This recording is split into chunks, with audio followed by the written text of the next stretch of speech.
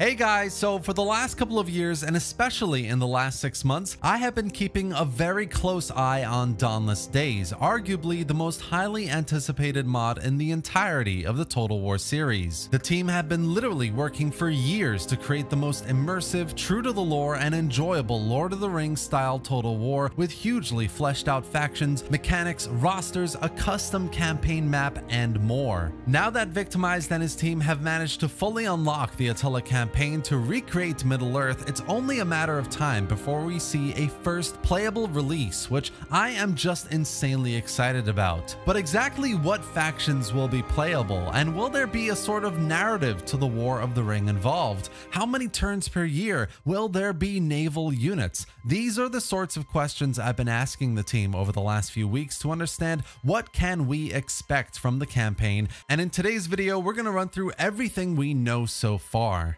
So let's get started.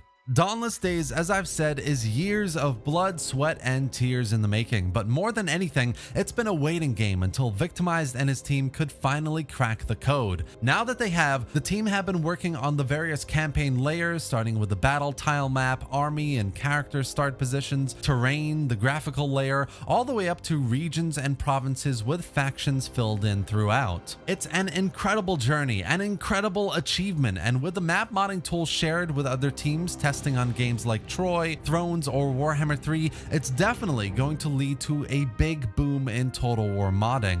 Now, the team tells me there's still a lot of work to be done, but we do have some confirmation from them on details about the campaign when it releases. So to start us off, the Dawnless Days campaign will be 12 turns per year, with each turn being a month of the year. This obviously will mean that seasonal effects and weather will have a huge impact on your faction's food production, the well-being of your people, especially the lower class, and if there are mechanics like war wariness or sanitation involved, we can really see how long, drawn-out winters will force you as the player to heavily strategize economy building, food stockpiling, and tactical campaign expansion. We also have confirmation of the start date, which will be the year 3015 of the Third Age, roughly 3 years before the events of the Fellowship of the Ring, and the campaign will be narrative driven, so your faction will have unique story missions within the realm of the One Ring narrative, with unique characters, items of course, events and mechanics that help you in the coming war that will really get kickstarted about 30 to 40 turns into your campaign, around the year 3018 when Gandalf discovers Frodo is in possession of the ring. It doesn't seem like there are any plans at the moment for a more sandbox style campaign alongside this where you can do whatever you like, but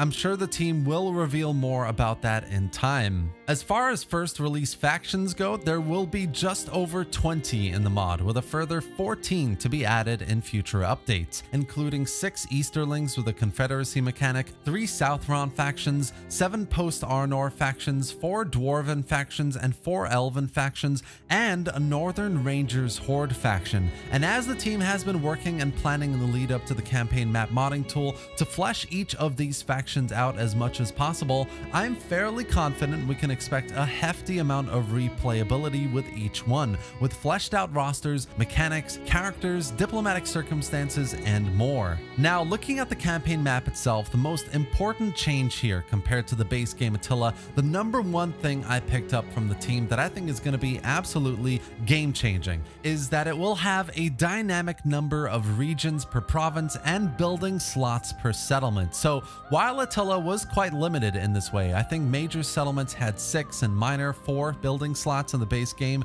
Dawnless Days will have a whopping 12 building slots in the major settlements and 8 slots for minor settlements, which is huge. I haven't seen the building trees yet, but I imagine there's going to be an ample amount of room for customization and unique provinces across your territory. And this nicely goes hand in hand with a variety of unique provinces that range from 2 to having 5 regions. So much like in the Warhammer Warhammer games, you'll come across a huge variety of a number of provinces of different sizes, big provinces with 2 regions, small provinces with 5 regions, and everything in between, which is absolutely amazing. I'm not a massive fan of the province system myself really, but I think what the Dawnless Days team have done here is really make the most of it by really diversifying what types of provinces you can come across, and therefore adding another vital layer to your expansion strategy. Other really great bits of info here I've managed to gather include Saruman as an in-game advisor, which I really quite like.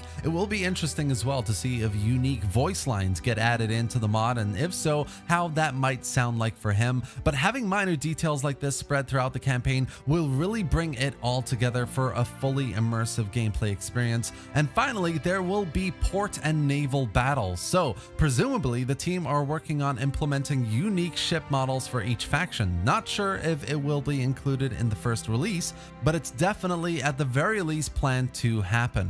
Overall, there is so much to look forward to here, guys, and hopefully the campaign isn't too far off being released. I don't have a time frame for that or anything, but what I do have and I want to add here is essentially a call for aid.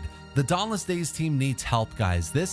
Let this be a beacon for all Total War modders out there, and anyone who even doesn't have modding experience, anyone willing and able to get this campaign over the finish line, because honestly, it's almost there. Great progress is being made, but the team desperately need more of everything, and especially need more 3D modelers. If you know or you're willing to learn how to mod in Total War Attila, and especially how to do 3D architecture and models, then please get in touch with the Dawnless Days team in their Discord, which I've linked below in the video description and in the pinned comments below. And even if you don't know how to mod at all, but you're willing to learn, please join and help out as well. Learning to mod is not an easy thing, but the Dawnless Days team, I'm sure, would be happy to share resources to bring you up to speed and get you involved in various aspects of the mod's development. It's so important at this stage to keep up this momentum and to help these guys out as much as possible, because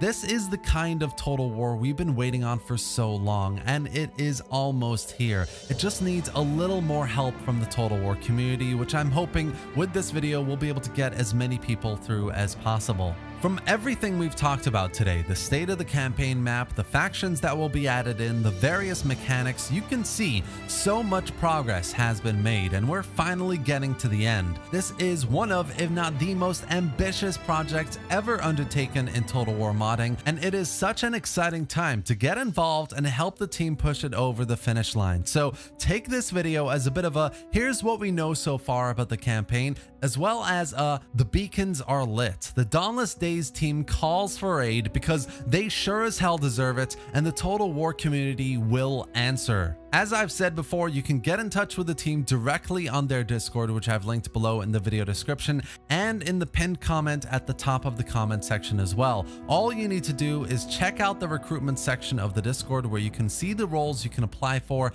and once you see one, just type the /apply command to then apply to that role. It's as simple as that. The team will shortly get back to you, and hopefully you can get involved in the Dawnless Days mod development. And that's it for today, guys. I really hope you enjoyed this video and found it informative. If you did, please do give it a like and drop any thoughts or questions in the comment section below. What do you think about these latest updates and what we can expect from the Dawnless Days campaign? Subscribe for more Total War content, gameplay, and news. Subscribe for more update videos on Dawnless Days just like this. And thanks for watching, guys. I'll see you next time.